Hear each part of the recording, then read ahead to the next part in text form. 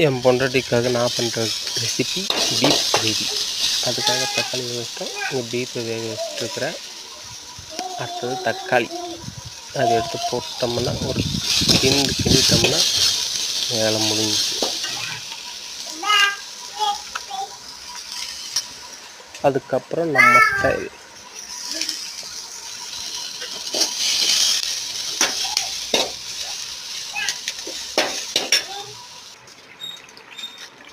கறியும் போட்டாச்சு. அது வெந்திருக்குன்னு பார்க்குறோம். பார்த்தீங்களா இல்லையா? முட்டி எலும்பு அந்த அப்படியே நல்லா வேக வச்சு நல்லா கிரேவி மாதிரி பண்ணுறோம்.